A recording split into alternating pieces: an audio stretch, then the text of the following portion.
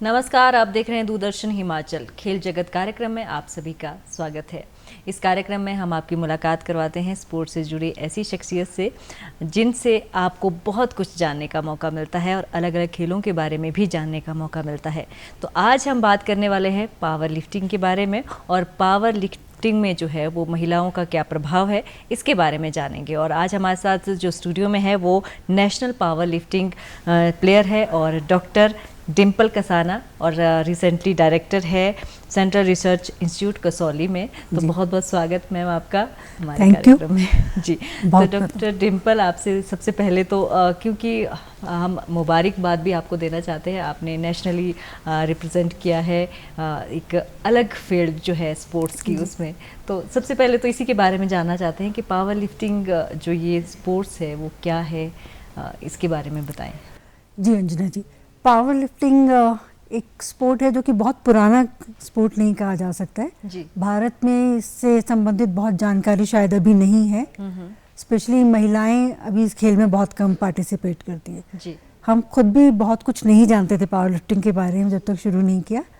करीबन 2 साल या कोविड के समय से हमने पावर लिफ्टिंग शुरू किया, क्योंकि उसके पहले हम लोग मैराथन रन करते थे जी। और कोविड में क्योंकि सब तरह की एक्टिविटीज़ बंद थी और कुछ हमको नी के इश्यूज थे जिसकी वजह से मैराथन कंटिन्यू नहीं हो पा रही थी जी। उसी समय नया नया पावर लिफ्टिंग के बारे में सुना।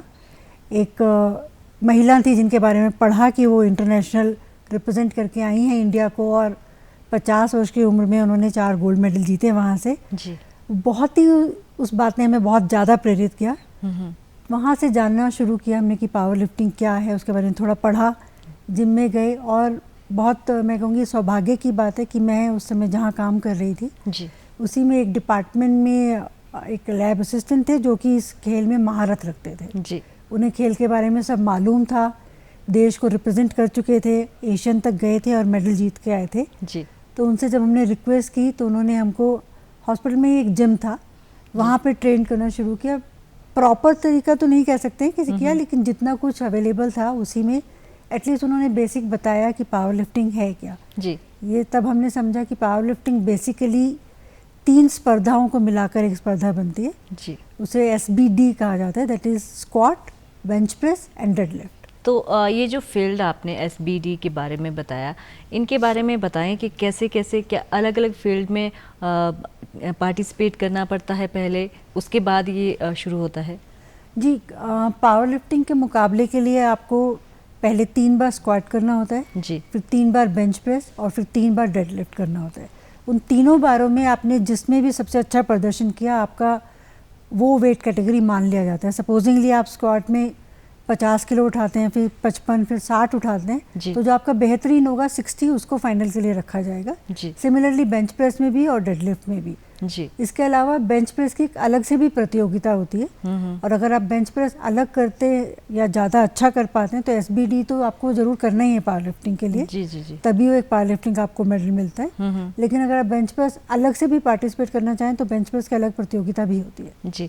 और ये जो पावर लिफ्टिंग है और लिफ्टिंग है उसके बारे में बताएं, इसमें क्या डिफरेंस रहता है जी। वेट लिफ्टिंग जैसा आपने देखा होगा, मीराबाई चानू भारत को रिप्रेजेंट करती हैं और बहुत अच्छा खेलती हैं जी।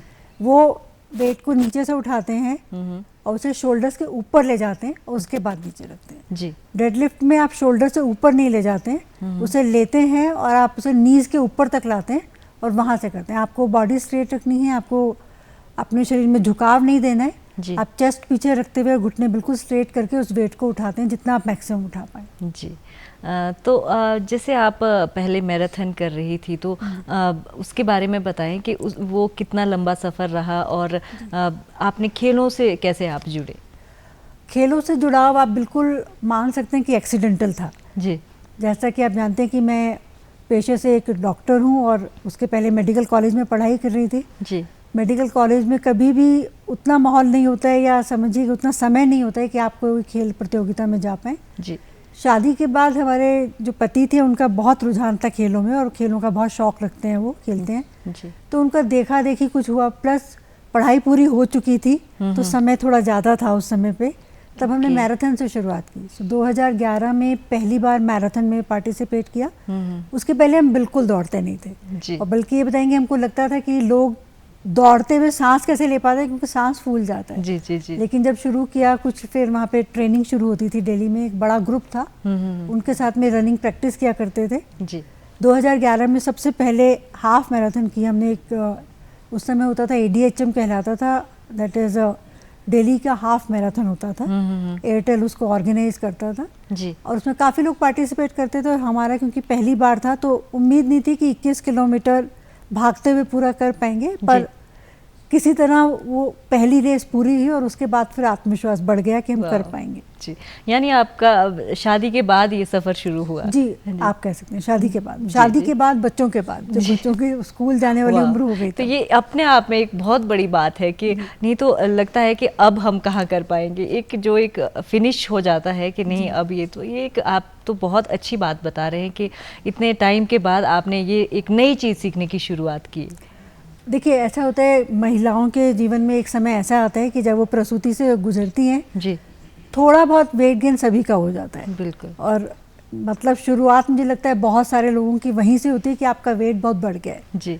तो मेरे दोनों बच्चे हो चुके थे और स्कूल जाने की अवस्था में थे, लेकिन वेट ज़्यादा था। जी। तो उसे देखते हुए सोचा कि शायद रनिंग करेंगे या एक्सरसाइज करेंगे तो वेट कम होगा। ओके। वहाँ से शुरुआत हुई, लेकिन कभी सोचा नहीं था कि हाँ हम मैराथन दौड़ पाएंगे, क्योंकि 2 या 4 किलोमीटर करना बहुत अच्छा लगता था, उसके बियॉन्ड नहीं। और मैराथन से लेकर अभी तक नेशनल चैंपियनशिप तक तो बहुत एक सफ़र, और इतने कम समय में एक बहुत अच्छा लग रहा है आपसे ये जानकर। और जैसे अभी हम बात कर रहे थे तो उसी पे आते हैं दोबारा, जब आपने पावर लिफ्टिंग शुरू किया तो कैसे आपका ये सफ़र शुरू हुआ, कैसे आपने सीखना शुरू किया और कितना समय आपको लगा? देखिए, जैसे मैंने आपको बताया कि कोविड का समय था, मुझे लगता है सब लोगों का ड्यूटीज़ ख़त्म था, लेकिन डॉक्टर्स की ड्यूटी जारी थी। जी। तो हम लोगों को उस समय, मैं अस्पताल में थी और ड्यूटी हमारा रहता था। उसमें जैसा आप जानते हैं कि कोविड में एक बहुत महत्वपूर्ण भूमिका माइक्रोबायोलॉजिस्ट की थी और मैं माइक्रोबायोलॉजिस्ट हूँ। तो उस समय हम जांच सारे समय करते थे, लेकिन जब घर वापस आते थे तो लगता था कहीं पे कुछ एक आउटलेट होना चाहिए उस स्ट्रेस को हटाने के लिए। जी। उस समय पहले खुद से टेलीफोन पे या गूगल से करके पावर लिफ्टिंग के बारे में देखा, वेट ट्रेनिंग शुरू की। पूरी पावर लिफ्टिंग नहीं कह सकते उसे, पर एक वेट ट्रेनिंग शुरू की। जी। और करते करते लगा कि शायद हमें ये अच्छा लगता है करने में। या तो ये था कि स्ट्रेस इतना था कि जो भी कुछ आउटलेट मिल रहा था अच्छा लगता था, थोड़ा वहाँ से शुरू किया। फिर लकीली हमारे हॉस्पिटल में ही हमको गाइडेंस मिल गया उसके बारे में, और एक मित्र थे और एक जो कोच थे, उन कोच तो नहीं थे वो प्रॉपरली, पर हाँ दोस्त और कम कोच आप कह सकते हैं, मेंटर, जिन्होंने बारीकियां बताई कि आप खेल कैसे खेल सकते हैं। और उन्होंने कहा कि आप कंपटीशन के लिए जा सकते हैं। तो पहला कंपटीशन उनके बढ़ावा देने पर या उनके हिम्मत अफजाई पे शुरू किया। जी। जब गए थे तो कोई ऐसी उम्मीद नहीं थी कि हम कोई मेडल जीतेंगे या कुछ करेंगे, बस जाके देखना चाहते थे कि होता क्या है। जी। तो जब पहली बार गए उसमें तो देखा काफ़ी लोग आते हैं, उनको वेट उठाते हुए देखा तो थोड़ा सा अंडर कॉन्फिडेंस था। जी। लेकिन जब लिफ्ट उठाई तो लिफ्ट किसी तरह से बहुत अच्छी हो गई और उसमें हमें पहली प्रतियोगिता में ही एक गोल्ड मेडल और एक सिल्वर मिला। तो लगा कि हाँ शायद हम इसमें कुछ कर पाएंगे। उसके साथ साथ ही पहले वाले में ही हमको स्ट्रॉन्ग वुमेन का खिताब मिला। तो ये आपका पहला जो कंपटीशन था वो था? जी जी। वो इंटर मिनिस्ट्री था और दिल्ली में हुआ था। अच्छा, तो अभी आपकी ड्रेसेस के बारे में जानना चाहते हैं, क्योंकि हमने देखा है कि पावर लिफ्टिंग हो या फिर लिफ्टिंग हो तो अलग अलग ड्रेसेस रहती है। तो इनके बारे में, जैसे आपने 3 लिफ्ट इसमें बताई, तो इसके लिए क्या अलग अलग ड्रेसेस रहती है और वो किस तरह की रहती है उसके बारे में बताएं।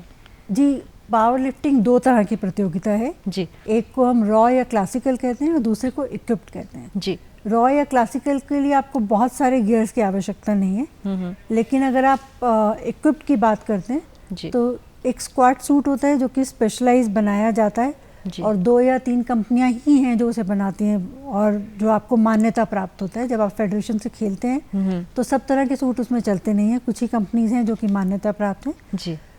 ये वजह है या उसकी लागत की कॉस्ट बहुत ज़्यादा है, पर वो सूट सब बहुत महंगे रहते हैं जी। तो एक स्क्वाड सूट है जो कि आप अगर इक्विप खेलेंगे तो आपको वो लेना पड़ेगा, प्रोफेशनल सूट। और प्रोफेशनल सूट पहनना अपने आप में एक खास ट्रेनिंग है, तो आप उसे पहले पहनना सीखते हैं और उसे पहनने के बाद लिफ्ट सीखते हैं, दैट इज स्क्वाड सूट जी। उसके साथ में आप एक बेंच प्रेस, अगर आप इक्विप में खेल रहे हैं तो आपको एक बेंच का टी शर्ट लेना पड़ता है जी। और वो टी शर्ट भी एक खास तरह के कपड़े से बनाया जाता है, कुछ खास कंपनियां ही उसको बनाती हैं और वो टी शर्ट आपको मदद करता है कि आपका जो हाथ जब आप लिफ्ट कर रहे हैं तो आपको वो पावर देता है या वो जर्क देता है ताकि आप थोड़ा लिफ्टिंग बेहतर कर पाते हैं उसमें। यानी एक बहुत बड़ा रोल ड्रेसेस का रहता है अगर आप कोई भी खेल से जुड़े हो, और ख़ास तौर पर ऐसा खेल जिसमें आपकी बॉडी पर ज़्यादा स्ट्रेस पड़ता है। जी, अगर आप इसमें इक्विप की बात करें तो इसमें पूरा खेल आपकी ड्रेसेस का है क्योंकि वो आपको बहुत मदद करती हैं उठाने के लिए।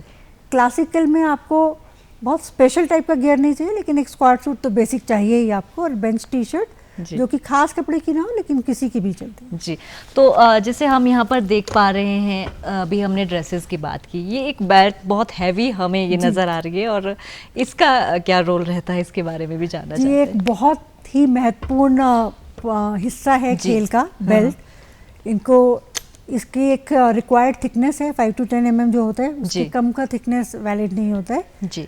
इसकी भी अलग अलग कुछ कंपनियां हैं और उन्हीं का वो वैलिड रहता है जी। तो एक बेल्ट ये है जो कि आप खरीदते हैं और आपको ये बैक सपोर्ट देता है, क्योंकि आप वेट इतना ज़्यादा उठाते हैं जी, अपने बॉडी वेट से दुगना या तिगुना वेट उठाना चाहते हैं, तो उसके लिए आपके बैक पे या स्पाइन पे बहुत प्रेशर ना आए, तो खास तरह की बेल्ट आपको दी जाती है। ये आप क्लासिकल और इक्विप दोनों में इस्तेमाल करते हैं। और ये जो छोटी बेल्ट्स हम यहाँ पर देख पा रहे हैं जी, ये नी रैप कहलाते हैं जी। जब आप इक्विप खेलते हैं तो ये आप घुटनों के ऊपर बांधते हैं, ये भी आपको मदद करता है कि आपका घुटना, क्योंकि आप वजन बहुत ज़्यादा उठा रहे हैं तो ये आपको स्टेबलाइज करता है जी। और ये अगेन स्पेशलाइज बनाए जाते हैं और हर कंपनी का ये खास कपड़े का बनता है जो कि आप इस्तेमाल करते हैं, और उनका रिक्वायर्ड लेंथ है, उतनी ही लेंथ होना चाहिए, उतना ही चौड़ाई होना चाहिए जी। जब आप खेलने जाते हैं तो ये सब आपके पहले जांच होता है जी। अगर आपके ये गियर्स उसके मुताबिक नहीं है तो वो उसे रिजेक्ट कर देते हैं और आप पार्टिसिपेट नहीं कर पाते हैं। यानी ये जो ड्रेसेस है ये बिल्कुल जैसा वेट के हिसाब से उसके अकॉर्डिंग ही ये सारी जी, ये टेक्निकल स्पेसिफिकेशंस हैं इनकी। जब आप पार्टिसिपेट करते हैं तो टेक्निकल स्पेसिफिकेशन के अकॉर्डिंग ही आपका गियर होना चाहिए। तो ये कितना मुश्किल हो जाता है ये सारी चीज़ें, अगर कोई इसमें स्पोर्ट्स में आना चाहता है तो कैसे ये इन सब चीज़ों से जुड़ सकते हैं? ये ज़रूर एक ड्रॉबैक है, क्योंकि बहुत सारा ये सामान आपको इंडिया में नहीं मिलता है, आपको इंपोर्ट करके मंगवाना पड़ता है या किसी से खास रिक्वेस्ट करते कोई आपके लिए मंगवा के देता है ये चीज़ें जी। क्योंकि भारत में अभी शायद बहुत जगह ये मिलता नहीं है, और जो कंपनियां मान्यता प्राप्त हैं वो भारतीय कंपनियां नहीं हैं जी। वो यूके बेस्ड हैं, सिंगापुर बेस्ड हैं और यूएसए बेस्ड हैं। मैंने भी ये मतलब शुरू जब किया तब नहीं खरीदा था, क्योंकि बहुत इन्वेस्टमेंट भी है जी। लेना भी मुश्किल है, इन्वेस्टमेंट भी बहुत है, पैसा बहुत लगता है जी जी जी। तो ये ज़रूर एक बाधा है कि सब लोग शायद अफोर्ड ना कर पाएँ। अफोर्डेबिलिटी एक फैक्टर रहता है इसमें बिल्कुल, जो बहुत मुश्किल है। अगर आप खुद से ना कमा रहे हो या आपको सपोर्ट ना हो तब आप ये खेल पाएँ। यानी आप जितनी भी मेहनत करें, और इनका अपना रोल है, और आपकी मेहनत का उस तब जाकर ये खेल आप जी, मेहनत का पूरक नहीं है ये। मेहनत तो आपको करनी ही करनी बिल्कुल है, लेकिन उसके साथ अगर आप कंपटीशन में पार्ट लेते हैं तो कंपटीशन के जो रेगुलेशंस हैं उसको पूरा करते हुए आपके पास ये गियर होना चाहिए जी। अब आपसे ये जानना चाहते हैं, जैसे आपने कहा कि वेट के अकॉर्डिंग आपकी सारी ये लिफ्ट होती है, तो किस कैटेगरी का क्या क्या सिस्टम रहता है, और उसको बैलेंस करने के लिए क्या सिस्टम रहता है?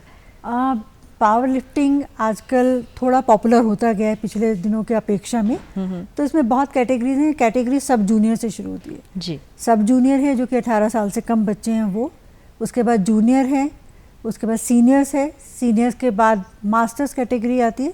मास्टर्स वो लोग हैं जो 40 वर्ष से अधिक की उम्र के हैं।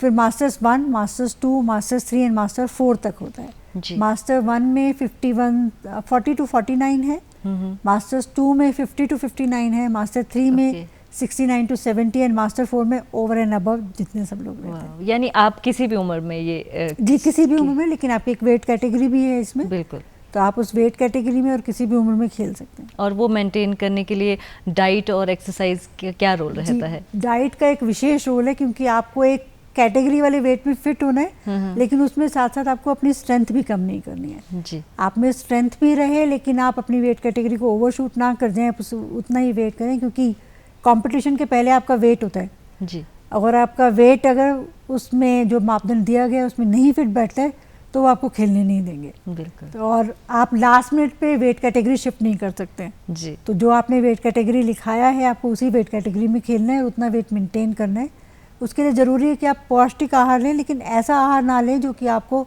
मोटापे की तरफ ले जाए। आपको स्ट्रेंथ रहे, that is basically protein based diets जी। और अभी हमारे को यहाँ पर बहुत सारे जो मेडल्स हैं वो नज़र आ रहे हैं, तो सबसे पहले हम ये इस मेडल के बारे में जानना चाहते हैं कि ये लगभग 4 मेडल्स आपने यहाँ पर लाए हैं, तो इसके बारे में बताएं। जी, ये मेरा पहला अंतर्राष्ट्रीय मेडल है जी। ये 4 गोल्ड मुझे ऑकलैंड न्यूजीलैंड में प्रतियोगिता हुई थी कॉमनवेल्थ गेम्स की जी, जिसमें मैंने भारत को रिप्रेजेंट किया। और मुझे कहते हुए बहुत खुशी है कि पहले अंतर्राष्ट्रीय कॉमनवेल्थ गेम में जब मैं भारत को रिप्रेजेंट कर रही थी जी, मुझे 4 गोल्ड मेडल मिले। और जो अपने आप में एक अनुभव था वहाँ पे दूसरी धरती पे खेलना और अंतर्राष्ट्रीय नियमों का पालन करते हुए खेलना। और ये सौभाग्य का विषय है कि मैं, क्योंकि वहाँ जितने खिलाड़ी आते हैं सभी बहुत अच्छे रहते हैं जी, तो उसके साथ में ये एक मेडल था। जी। और ये दूसरे मेडल की जब हम बात करते हैं तो उसके बारे में भी आपसे जानना चाहते हैं, और कैसे आपने पार्टिसिपेट किया और कितनी खुशी आपको मिली थी जब ये मेडल आपको मिला जी, था? ये इसी वर्ष मिला था, एशियन चैंपियनशिप हुआ था जो कि लकीली इस बार भारत होस्ट कर रहा था एशियन चैंपियनशिप। वो एक रीज़न था कि हम जा पाए, क्योंकि हम सरकार के लिए काम करते हैं तो सरकारी बहुत सारे हमें नियम पालन करने होते हैं और बिना सरकार की आज्ञा के हम जा नहीं सकते हैं जी। तो परमिशंस लेने का एक रहता है, लेकिन अगर भारत में हो तो परमिशंस की आसानी हो जाती है जी। तब हमने एशियन ये खेला एलेपी एलापुजा केरला में और उसमें हमको सिल्वर मेडल मिला। तो जैसे एक मेडल मिल जाता है, अभी मैं देख रही हूँ आपके बहुत सारे मेडल्स हैं, तो उसके बाद एक बढ़ जाती है जिज्ञासा कि नहीं मुझे और अच्छा करना है और आगे जाना है, नेशनली रिप्रेजेंट करना है। और देखिए, एक खिलाड़ी में कंपटीशन की भावना तो होनी चाहिए जो कि हेल्दी कंपटीशन होना चाहिए। कंपटीशन किसी दूसरे खिलाड़ी से नहीं है, लेकिन हमेशा एक प्रयास रहता है कि हमने जितना प्रदर्शन पिछली बार किया था उससे वो प्रदर्शन अच्छा होना चाहिए जी। हमारे मेंटर हैं जो हमें सोलन में ट्रेन करते हैं, वो हमेशा बोलते हैं प्रतियोगिता से पहले कि आपको पिछली बार से बेहतर उठाना है। तो चाहे आप थोड़ा ही वजन बढ़ाएं, उसमें अगर आप पिछली बार 270 उठा के आए तो इस बार एटलीस्ट 280 उठाइए, 280 उठा के आए तो 290 उठाइए।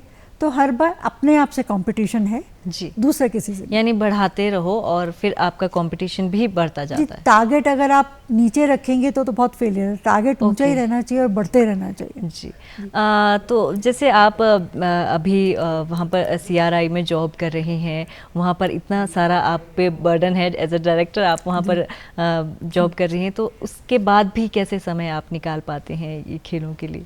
देखिए, समय सभी के दिन में 24 घंटे हैं जी, वही मेरे दिन में भी 24 घंटे हैं। CRI के डायरेक्टर की पोस्ट बहुत एक रिस्पॉन्सिबिलिटी वाला काम है, क्योंकि इंस्टीट्यूट एक जाना माना वैक्सीन इंस्टीट्यूट है। जी, जी। और उसका डायरेक्टर होना मतलब आपको इंस्टीट्यूट पूरा चलाना है, साथ ही साथ दिल्ली में हेडक्वार्टर से सामंजस्य भी बिठाना है जी। और करीबन 600 लोग जो आपके अंडर काम करते हैं उन्हें आपको देखना है कि काम सुचारू रूप से चले। बिल्कुल। और हम भारतवर्ष में क्योंकि हम लोग वैक्सीन और एंटीसीरा सप्लाई करते हैं तो उसको मैं ये कमतर नहीं मानती हूँ कि वो प्राइम ड्यूटी है मेरी। जी। तो प्राइम फोकस वहीं रहता है, लेकिन फिर भी हम कोशिश करते हैं कि उस दिन में काम को खलल ना डालते हुए या तो हम सुबह जल्दी या कई बार काम खत्म होने के बाद शाम को, क्योंकि कसौली में ऐसी सुविधा नहीं है तो हम सोलन तक ट्रैवल करते हैं जी। और करीबन दिन के 2 या 3 घंटे हमारे प्रैक्टिस में जाते हैं। जी।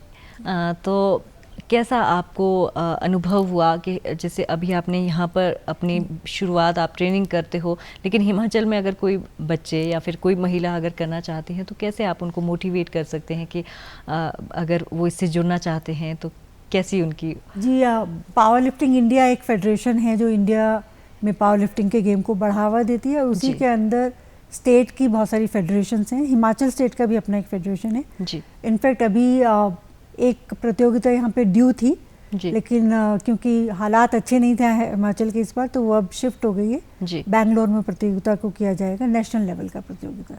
तो आपको क्या लगता है कि जैसे अभी बच्चे हैं तो उन्हें अभी से लेकर अगर किसी खेल से जुड़ना है तो अभी से लेकर उन्हें तैयारियां करनी चाहिए, या आपको ये लगता है कि आप कभी भी अगर आपको लगता है तो किसी भी खेल से जुड़ सकते हैं? बचपन में खेलना अगर शुरू करें तो बहुत ही अच्छी बात है जी। लेकिन किसी वजह से अगर आप बचपन में शुरू ना कर पाएं तो age is just a number तो आपके लिए रुकावट नहीं है। आप जब जो करना चाहेंगे और जिस दिन आप मन में ठान लेंगे उस दिन कर पाएंगे। जी, जैसे अभी हम पावर लिफ्टिंग की ड्रेसेस की बात कर रहे थे, तो आपने कहा कि एक बहुत ज़रूरी होता है ये उसके अकॉर्डिंग ही सारी ड्रेस तय होती है, तब भी क्या रिस्क रहता है? क्योंकि एक जैसे आपने कहा कि विदाउट बेल्ट कोई काम नहीं कर सकते, तो बेल्ट के साथ सेफ रहता है या रिस्क भी रहता है किसी भी खेल में?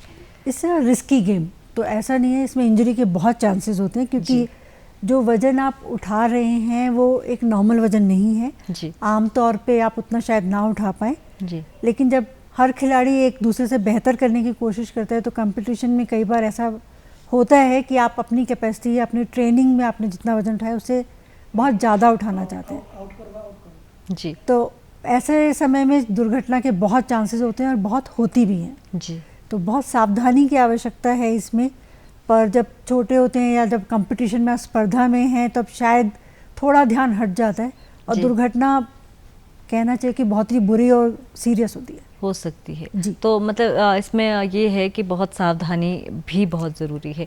और प्रैक्टिस की कितनी आवश्यकता रहती है और एक्सरसाइज हम कह सकते हैं, उसके क्या मायने रहते हैं? देखिए, प्रतियोगिता साल में किसी एक ही दिन होती है और कुछ घंटों में ख़त्म हो जाती है जी, पर ट्रेनिंग आपकी हर दिन होनी चाहिए जी, क्योंकि मसल मेमोरी तो है, लेकिन जब तक आप उसे रोज़ ट्रेन नहीं करेंगे जी, तो आप बेहतर कभी नहीं कर पाएंगे। इनफैक्ट जितनी मेहनत आप ट्रेनिंग में करते हैं, एक्चुअल कंपटीशन में उतना मुश्किल नहीं होता है जी।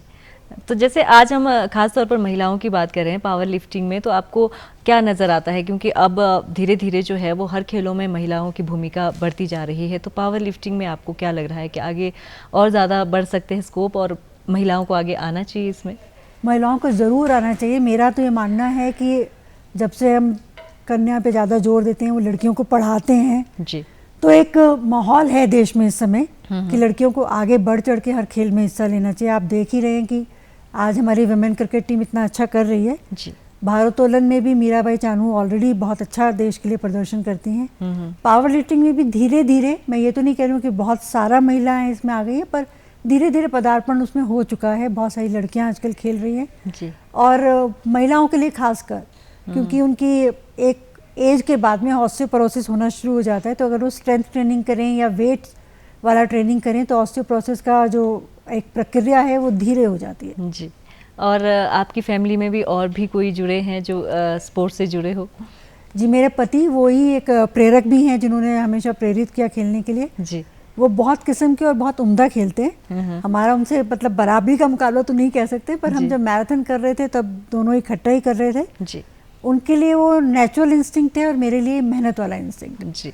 और हॉबी हम कह सकते हैं कि हॉबी की तरह भी आप इस खेल को लेते हैं?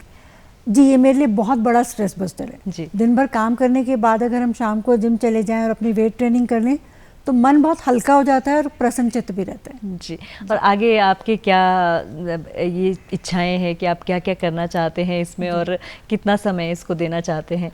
जी, अभी मैं चाहती हूँ कि मैं वर्ल्ड लेवल पे कंपटीशन होगा, वर्ल्ड पावर लिफ्टिंग चैंपियनशिप, उसमें मैं भारत का प्रतिनिधित्व करना चाहती हूँ।